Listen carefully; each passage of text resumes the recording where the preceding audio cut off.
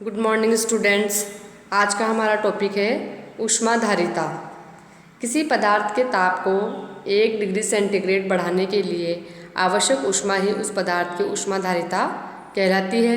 ये ताप पर निर्भर करती है और अलग अलग तापों के मान पर ऊष्माधारिता के मान भी अलग अलग होते हैं, इसलिए हम इसे माध्य ऊष्माधारिता भी कहते हैं। यदि एक तंत्र को Q ऊष्मा दी जाए तो माना कि उसका ताप T1 से बढ़कर T2 हो जाता है, तब माध्य ऊष्माधारिता क्या होगी? Q बटा T2 माइनस T1। चूँकि ऊष्माधारिता ताप के साथ बदलती रहती है, अतः ऊष्माधारिता का यथार्थ मान ज्ञात करना हो तो T2 तथा T1 का जो अंतर है dt वो अनंत सूक्ष्म होना चाहिए, यानी कि बहुत कम होना चाहिए। यदि C यानी कि ऊष्माधारिता यथार्थ ऊष्माधारिता हो तो इसका मान निम्नलिखित अवकल समीकरण द्वारा व्यक्त किया जाता है, यानी कि C बराबर dq अपॉन dt। गैसों की ग्राम अणु ऊष्माधारिता के दो मान होते हैं, एक स्थिर आयतन पर ऊष्माधारिता और दूसरा स्थिर दाब पर ऊष्माधारिता। अब है स्थिर आयतन पर ऊष्माधारिता।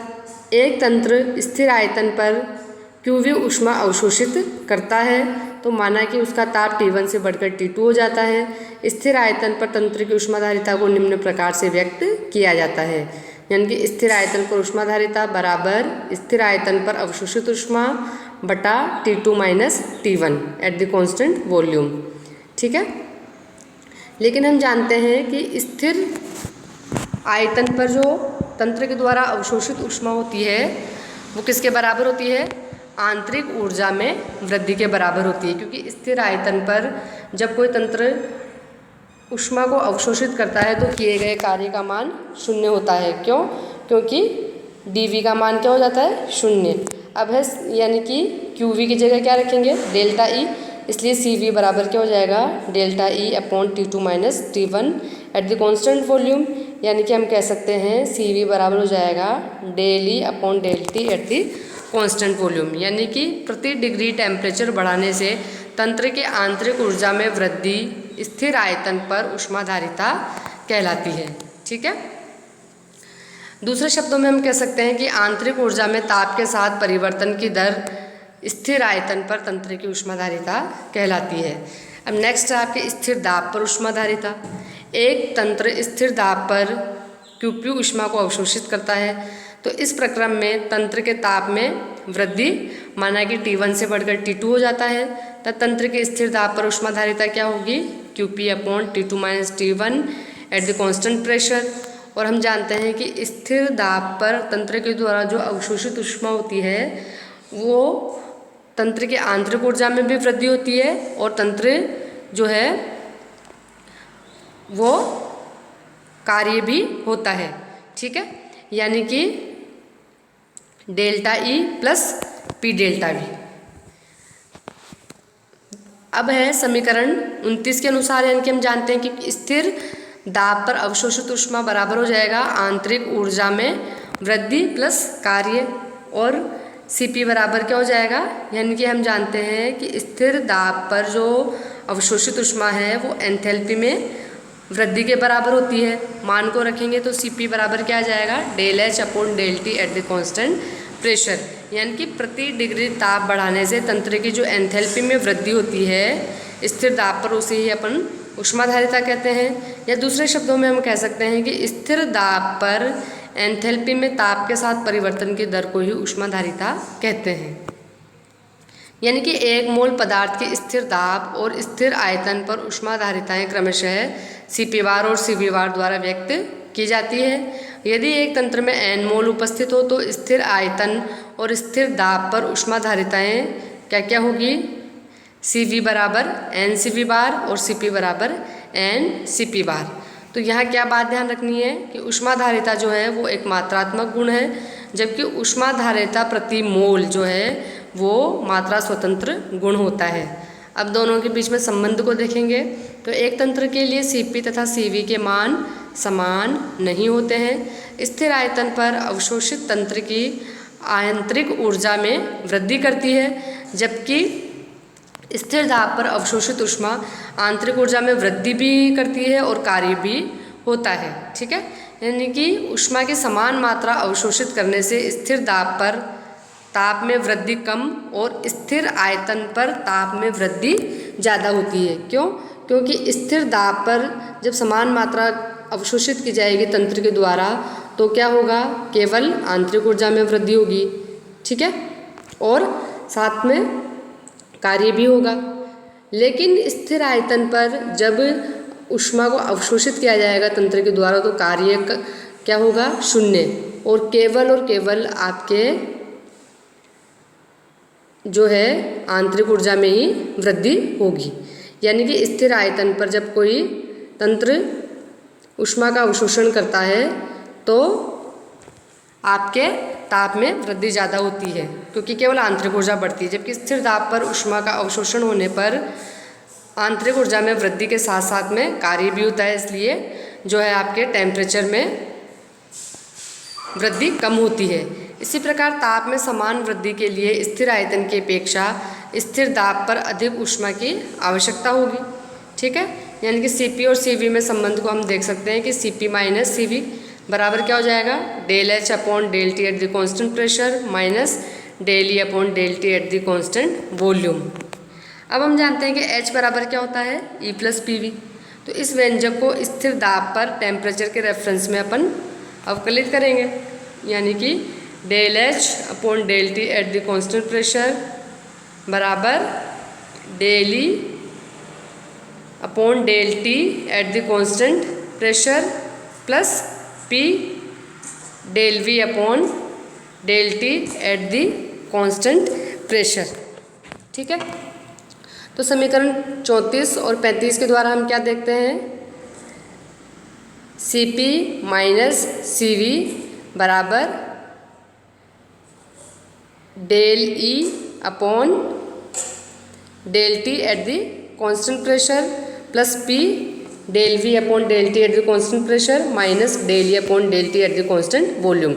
यानी कि हमने H बराबर E प्लस पी वी जो आपके संबंध है उसको स्थिर दाब पर जब टेम्परेचर के रेफरेंस में अवकलित किया तो del H upon del T at the constant pressure का मान आ गया और इसको हमने क्या समीकरण 34 में रखा, ठीक है। तो स्थिर दाब पर जो आंतरिक ऊर्जा आयतन और टेम्परेचर का फलन होती है तथा डी जो है आपके एक एग्जैक्ट डिफरेंशियल है, यानी कि आपके इंटरनल एनर्जी किस किस का फंक्शन है, वॉल्यूम और टेम्परेचर का। तो यानी कि डी बराबर क्या जाएगा, del E upon del V at the constant temperature गुणा d V plus del E upon del T at the constant volume गुणा डी टी, यानी कि इंटरनल एनर्जी आपके वॉल्यूम और टेम्परेचर का फंक्शन है। तो एक बार में एक चर राशि का अवकलन करेंगे और दूसरी जो है वो कांस्टेंट रह जाएगी, ठीक है। यानी कि इस समीकरण में दोनों ओर डी टी का भाग देकर स्थिर दाब की शर्तें लगाएंगे अपन, तो क्या हो जाएगा, del E upon del T at the constant pressure बराबर del E upon del V at the constant temperature del V upon del T at the constant pressure plus del E upon del T at the constant volume, ठीक है। यानी कि D T का भाग दे दिया तो डी टी से डी टी तो कैंसिल आउट हो गया। तो समीकरण 37 से del E upon del T at the constant pressure का मान समीकरण 36 में रखेंगे, ठीक है। तो समीकरण 36 में मान रखने पर और कैलकुलेशन करने पर Cp माइनस Cv का क्या मान निकल के आता है, del V upon del T at the constant pressure P plus del E upon del V at the constant temperature. यानी कि ये समीकरण Cp तथा Cv में एक सामान्य संबंध दर्शाती है और ये समीकरण जो है ठोस द्रव और गैसों के लिए समान रूप से उपयोगी है। अब जो समीकरण 38 में पद आया है आपके del V upon del T at the constant pressure, ये स्थिर दाब पर ताप में प्रति इकाई वृद्धि से आयतन में हुई वृद्धि को दर्शाता है, ठीक है। और del V upon del T at the constant pressure जो है वो स्थिर दाब पर ताप में इकाई वृद्धि से तंत्र द्वारा किया कार्य होगा, ठीक है। अब आपके है del E upon del V at the constant temperature, ये स्थिर ताप पर प्रति इकाई आयतन में वृद्धि से हुई आंतरिक ऊर्जा में वृद्धि को दर्शाता है, ठीक है। अतः ये पद है गैसों में अणुओं के बीच आकर्षण का माप है, गैसों में अणुओं के बीच आकर्षण बहुत कम होता है, जबकि द्रवों और ठोसों में आकर्षण क्या होता है, ज़्यादा। और आदर्श गैसों में तो अणुओं के बीच में जो इंट्रामोलिकुलर फोर्सेज है उसको शून्य माना जाता है।